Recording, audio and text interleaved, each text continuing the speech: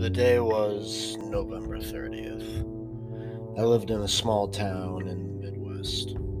Oh, don't look at me like that. That's all you're getting. Even I have my private life, Doc. I was in college, studying for my midterms and all, just minding my own business. And then I see the three little dicks that often like to tease and pick on me as if this was high school days. They clearly peaked back then, as they treated me like some garden variety nerd that those 80s sitcom jocks would constantly tease. Of course, they would constantly tease and pick on me like I was nothing, and they constantly called me soft. And I couldn't help but prove them right, because of course, I did nothing. Right after that whole fiasco and all my classes had finished up for the day, I decided to visit my brother, Derek. He's basically my best friend. Sad, I know, but true. Ever since I was born, he'd always had my back, no matter what, so naturally I trusted him with everything. I told him everything. I told him everything that was going on in college at the moment, with grades, struggling for midterms, and of course the bullying. I wanted to tell my parents about the bullying too, but in my paranoid and fractured state of mind, I was somehow worried that they would find out and only cause my humiliation to worsen and cause the teasing to also worsen. I asked my brother for some advice. However, he didn't really give me much. He just told me not to fight, as he was worried for me, and he didn't want me to get hurt. But just keeping my head down is too hard for me to do. I mean, don't get me wrong, I tried. Tried to be nice, but the teasing kept happening over and over again. After a week or two of this, while I was on my way to class that day, the guys dragged me into an empty classroom and kept making fun of me away from prying eyes of fellow students and professors, saying terrible things to me like they did almost every day. The two guys, the goons as I like to call them, held me down, while the main guy, the head honcho, Brandon, started beating me down to the ground. I was on the ground, weeping and tired. I was tired of being pushed around. This was the first time they had ever gone physical with me, but it would be the last. One day, things are going to change.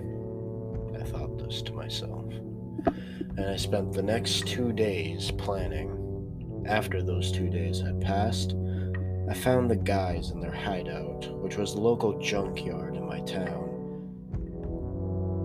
And with me, I was hiding my Little League baseball bats that my parents had let me take with me to college as sort of a reminder of my childhood and where I came from. Right after Brandon's little buddies went home and he was alone smoking something, I sneaked up behind him and whacked him in the head. After he fell to the ground, groaning in pain, my mind started to act strange as I reveled in his pain, finally seeing him on the ground. I was never like this before. My heart was full of excitement as I saw him trying to get back onto his feet, but the delirium caused by the head made him fall back over. I continued hitting him, breaking his ribs and then his leg, hearing the bones snap and the blood trickle onto the floor, seeing the poor bastard crying for help. made my ears so happy. But deep down, I knew I wanted to stop even though I couldn't. I kept hitting him over and over. I completely lost it. But eventually I realized what I had done. I looked at the baseball bat, all covered in blood. And then I looked at Brandon, who now lay dead on the ground. My heart was racing, and I panicked. I overheard his friends coming back, which made me panic even more. So I ran off. I ran all the way back to the college and hid in my dorm for weeks. I missed assignments. I missed class. I had so many missed calls and texts from my parents. They were worried because they haven't seen me in weeks. And then I got this one text message from my brother Derek, a video of the news talking about Brandon's death. Under the video was a text message saying, "Did you do this?" I didn't answer. I was too afraid to. After a while, I kept hearing a voice chuckling softly in the madness of my mind. It must have been an audio hallucination from the stress. "Oh, you're crazy, all right," the voice told me. "We both are." I looked up to see my reflection in the mirror.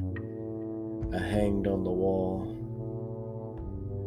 trying to catch my breath and steady myself as I saw myself in the mirror.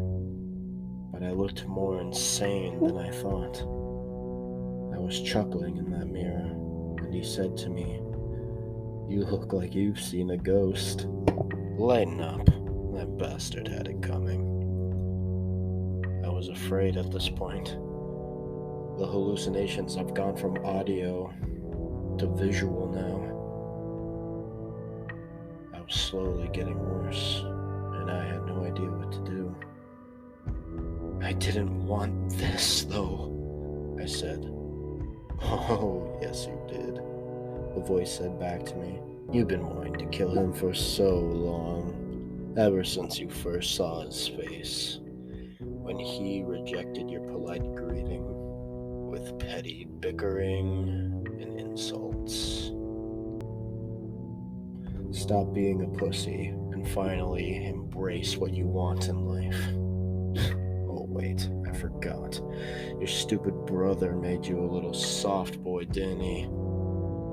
I didn't like that word, soft boy. Childish insult, I know, but it rubbed me the wrong way. I got angry and punched the mirror. The glass broke, and I felt blood trickle down my hand and into the sink as I fell onto the floor. I immediately texted my brother that I would be at his place. I made an improv bandage out of some toilet paper that was in my bathroom, as it was really the only thing I could use for bandages. And then I went to Derek's house. I proceeded to tell him everything about what happened. I had to tell him. After all, there was no one else I could trust.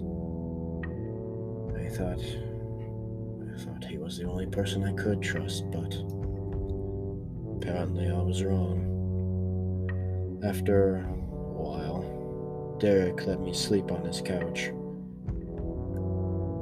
After a while, though, I woke up to the sound of police sirens coming my way. I saw the red and blue lights flashing out of the window. Then I slightly looked over at Derek, who was standing at the corner, ashamed.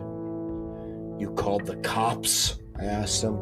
He came over to me and put both his hands on my shoulders, saying to me, "I'm really sorry, little brother, but you need help."